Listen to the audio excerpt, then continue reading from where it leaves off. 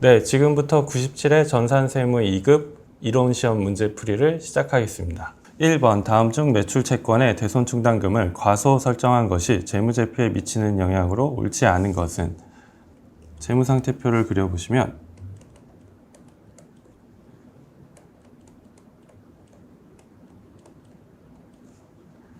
자산, 부채, 자본으로 계상되어 있는데 대손충당금을 과소 계상했다는 건 자산이 과대 계상되어 있다는 얘기고, 자산이 과대되어 있으면 자본은 과대 계상되어졌다는 얘기죠. 그래서 동그라미 1번 자산의 과대 계상은 맞는 얘기고, 당기순이익의 과대 계상, 자본이 과대되어 있으니까 당기순이익도 당연히 과대되어 있죠. 맞는 얘기고, 이익잉여금의 과대 계상, 자본이 과대되어 있으므로 이익잉여금의 과대 계상 맞는 얘기고요. 비용의 과대 계상, 비용 같은 경우에는 과소 계상되어 있겠죠. 그래서 정답은 4번이 되어 있습니다. 2번 다음 중 무형자산의 감가상각에 대한 설명으로 틀린 것은? 1번 무형자산의 잔존가치는 없는 것이 원칙이다. 무형자산의 잔존가치는 없는 게 원칙이고요. 2번 무형자산의 내용연수는 법정 내용연수와 경제적 내용연수 중 짧은 것으로 한다. 네, 이것도 맞는 얘기입니다. 2번 무형자산의 감가상각은 자산을 취득한 시점부터 시작한다. 네, 감가상각의 시작 시점은 자산을 취득한 시점이 아니라 사용 가능한 시점부터 되는 것이므로 이건 틀린 표현이고요. 4번 무형자산의 상각기간은 일반적으로 20년을 초과할 수 없다. 네, 맞는 얘기입니다. 3번 부채에 대한 설명 중 옳지 않은 것은? 1번 부채는 과거의 거래나 사건의 결과로 현재 기업 실체가 부담하고 있고 미래의 자원의 유출 또는 사용이 예상되는 의무이다. 네, 부채의 정의고요. 맞는 얘기고요. 2번 부채의 정의를 만족하기 위해서는 금액이 반드시 확정되어야 한다. 네, 금액이 반드시 확정될 필요는 없고요. 충당부채 같은 경우에 금액을 신뢰성 있게 측정할 수 있는 경우엔 재무제표에 부채로 계상할 수 있으므로 이건 틀린 표현이고요. 3번 과거 사건으로 인해 현재 의무가 존재할 가능성이 매우 높고 인식기준을 충족하는 경우에는 충당부채로 인식한다. 네, 충당부채에 대한 정의고 맞는 얘기입니다. 4번 선수금은 유동부채로 분류된다. 네, 맞습니다. 4번 결산 시 아래 사항들이 누락된 것을 발견하였다. 누락 사항들을 반영할 경우 당기순이익의 증감은 얼마인가? 당기순이익에 미치는 영향을 물어보는 문제이고요. 당기의 발생 외상 매출 10만 원이 누락되었다. 매출이 누락된 것이므로 당기순이익의 10만 원 증가를 영향을 미치고요. 1기 확정 부가가치세 납부, 장부에 잡아놨던 부가가치세를 납부한 경우로 당기순이익에 미치는 영향은 없습니다. 따라서 정답은 1번이고요. 5번 다음에 자본에 대한 설명 중 틀린 것은? 1번 미교부 주식 배당금과 자기주식 처분 손실은 자본 조정으로 분류된다. 네, 맞습니다. 그 다음에 2번 유상감자가 이루어지면 회사의 순자산이 감소한다. 유상감자 같은 경우에 현금을 내고 자본금을 상계시키는 것이므로 회사의 순자산이 감소하게 되어집니다. 3번 신주 발행비는 주식의 발행과 직접 관련하여 발생하는 비용으로 영업 외 비용으로 처리한다. 네, 이건 틀린 표현으로서 신주 발행비는 현금이 들어왔을 때 들어온 현금과 차감하게 되어 있습니다. 4번 자본은 자본금과 자본잉여금, 자본조정, 기타 포괄손익 누계액, 이익잉여금으로 구성되어 있다. 네, 이것도 맞는 표현입니다.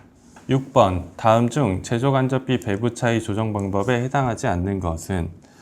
제조간접비 배부차이 조정 방법에는 비례배분법과 매출원가 조정법, 영업의 손익법이 있습니다. 2번 직접 배분법 같은 경우에는 원가 배분에서 제조 부분과 보조 부분이 있는 경우 보조 부분 상호 간의 용역수수에 따른 배분 방법을 조정하는 방법이죠. 그래서 정답은 2번이 되고요. 7번 다음 자료를 이용하여 평균법을 적용한 기말 제공품 원가를 구하시오. 단기 완성품은 1200개이며 기말 제공품은 400개이고 완성도는 50%이다. 재료는 공정 초기에 모두 발생하며 가공비는 공정 전체에 균일하게 발생한다 라고 되어 있습니다. 그러면 제공품 계정을 한번 그려보시면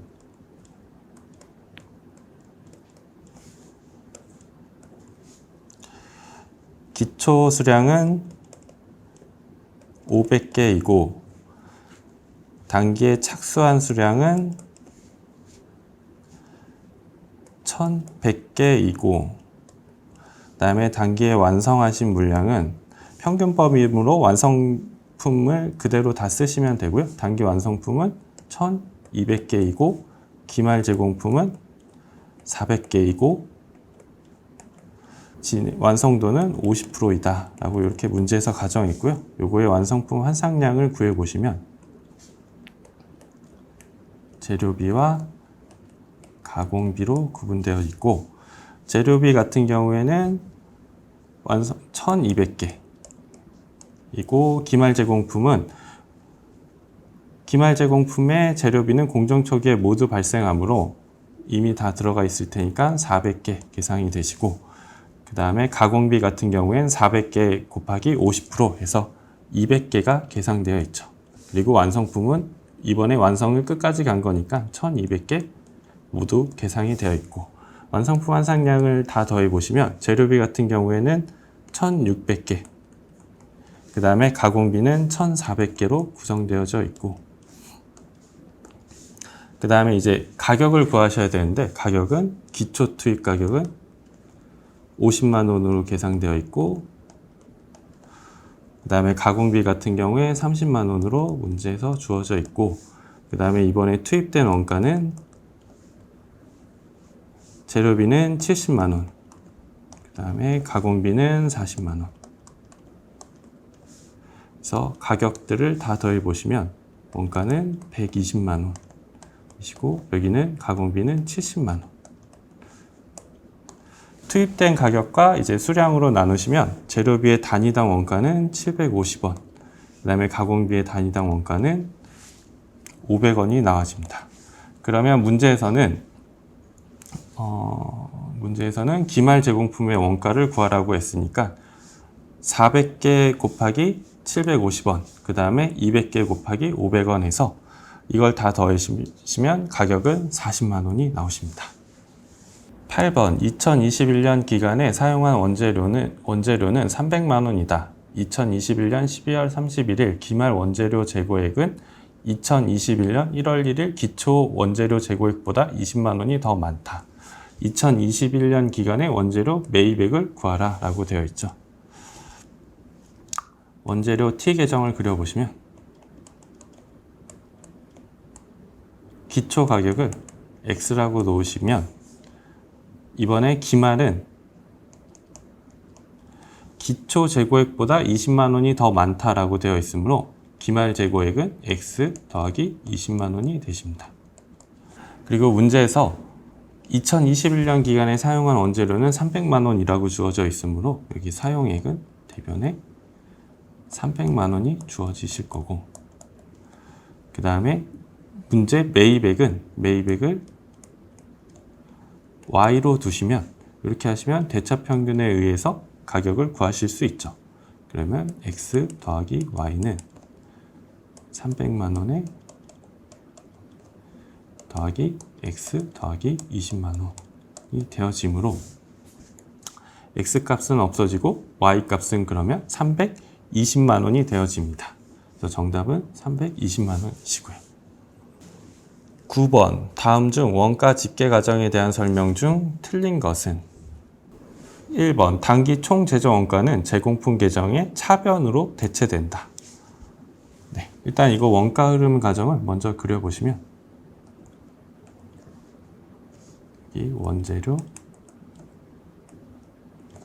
그 다음에 제공품 계정, 그 다음에 제품 계정, 이렇게 계정별 T 계장을 먼저 그려보시고, 그럼 원재료의 기초 재고액과 요번에 구입한 매입액들이 차변에 집계되고, 대변에는 사용액과 기말 원재료 재고액으로 구성되어져 있고, 요 사용액들이 제공품 계정의 차변으로 집계가 되죠. 그래서 여기 원재료 사용액과 그 다음에 기초 제공품은 위에 오시고, 기말 제공품은 대변에 가시고, 제공품 중에 여기 금액을 단기 제품 제조 원가라는 계정으로 저희가 표현을 하고 있고요. 이 계정은 제품 계정의 차변으로 오게 돼 있고, 제품은 당연히 기초 기말과 여기에 매출 원가 이렇게 구성되어져 있습니다. 그럼 문제로 다시 돌아가서 단기 총 제조 원가는 제공품 계정의 차변에 계상되어진다. 여기 사용액은 제공품 계정의 차변액은 원재료 플러스 여기 그 노무비와 제조 간접비 이런 계정들이 다 집계가 되는데 요거를 단기 총 제조 원가라고 표현하고 있습니다. 그래서 이거는 맞는 내용이고요. 그 다음에 2번 단기 제품 제조 원가는 제공품 계정의 대변으로 대체된다. 단기 제품 제조 원가는 여기 제공품 계정의 대변으로 대체되므로 맞는 표현입니다. 그 다음에 단기 제품 제조 원가는 제품 계정의 차변으로 대체된다. 네, 제품 계정에 요 제공품 계정에 있었던 단기 제품 제조 원가는 제품 계정의 차변으로 이렇게 흘러 들어가니까 맞는 얘기죠. 4번 제품 매출 원가는 매출 원가 계정의 대변으로 대체된다. 네, 일단은 제품 매출 원가이므로 매출 원가 계정에 있으면 차변으로 대체가 되겠죠. 비용 계정이므로. 아니면 제품 계정의 대변으로 대체가 되든지. 그래서 이건 틀린 표현이고요. 정답은 4번입니다. 그 다음에 10번 다음 중 제조 원가에 대한 설명 중 틀린 것은 직접 재료비와 직접 노무비의 합은 기초 원가 또는 기본 원가이다. 맞는 얘기고요.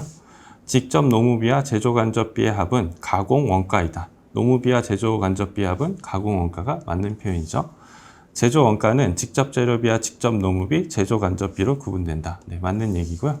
생산 근로자의 식대와 판매 근로자의 식대는 모두 제조 원가로 구성되어 있다.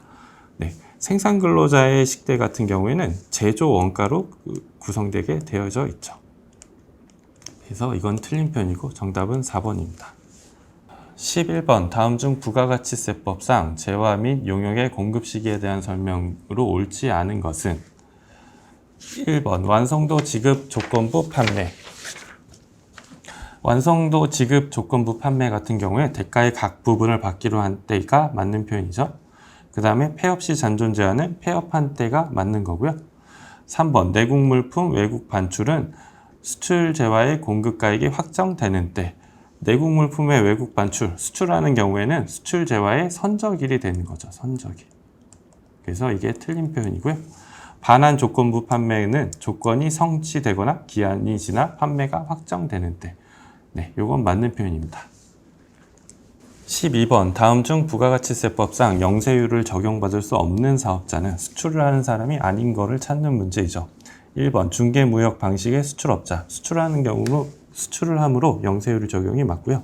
위탁판매 수출의 수출업자 또한 수출하는 자니까 영세율 적용이 맞고 3번 수출품 생산 후 외국으로 반출하는 사업자, 이 사람도 수출을 하는 사람이므로 영세율 적용이 맞고 수출을 대행하는 수출업자 같은 경우에 수출을 대행해주는 사람이므로 직접 수출을 하는 사람이 아니므로 부가가치세 과세 사업자가 되시는 거죠. 그래서 이분은 영세율 적용이 안 되니까 이분이 틀린 거고요. 정답은 4번.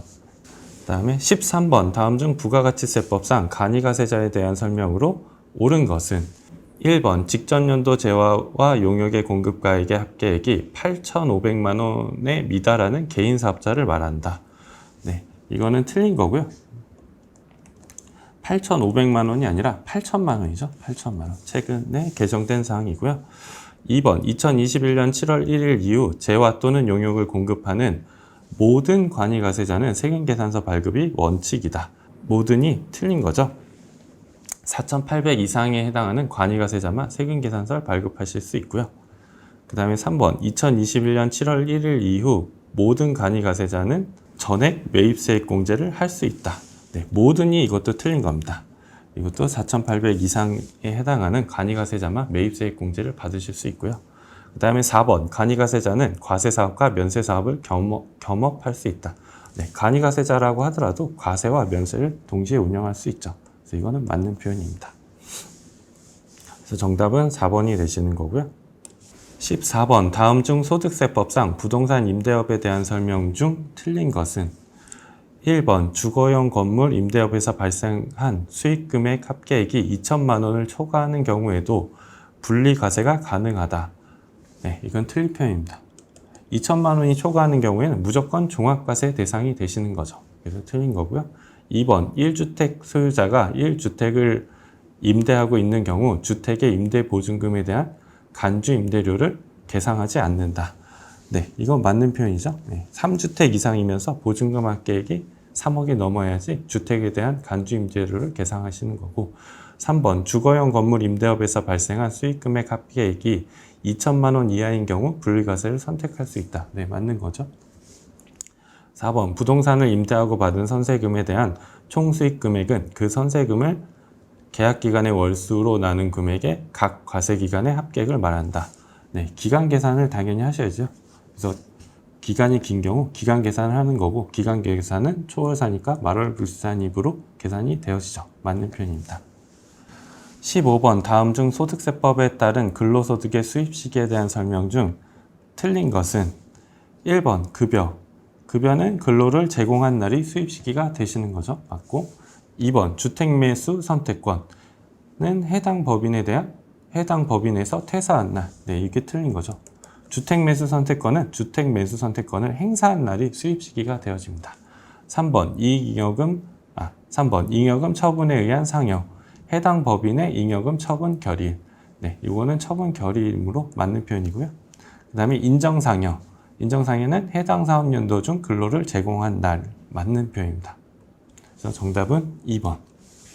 네, 지금까지 이론 시험 문제 풀이를 진행하였고요. 지금까지 풀었던 문제를 프로그램에 입력하는 방법을 보여드리겠습니다. 일단 프로그램을 먼저 실행을 하시면 이런 수험번호와 이름을 적는欄이 나오는데, 저희 수험번호는 실제 수험번호를 쓰시면 되는데, 저희들 같은 경우엔 12 하나하나 하나하나 하나 둘로 하시고, 이름은 제 이름으로 이형춘 쓰시고 설치를 누르시면 설치가 진행이 됩니다. 그리고 감독관 확인 번호를 저희 같은 경우엔 1156으로 하시고, 저희가 A유형이죠. A유형으로 하시고 로그인을 누르시면 됩니다. 이렇게 하셔서 이론 문제 같은 경우에 여기 이론 문제 답안 작성을 누르셔서 지금까지 풀었던 거 이론 시험 답안을 여기에 적어주시면 됩니다. 저희가 풀었던 문제의 답안 같은 경우에 4번, 3번, 그 다음에 2번, 4번은 1번, 5번은 3번, 6번은 2번, 7번은 1번, 8번에 3번, 9번에 4번, 10번에 4번, 그 다음에 11번에 3번, 12번에 4번, 13번에 4번, 14에 1, 15에 2번 이렇게 누르시고 닫기를 누르시면 자동으로 저장이 되어집니다. 이제 앞으로는 실무 프로그램 풀이를 진행하겠습니다.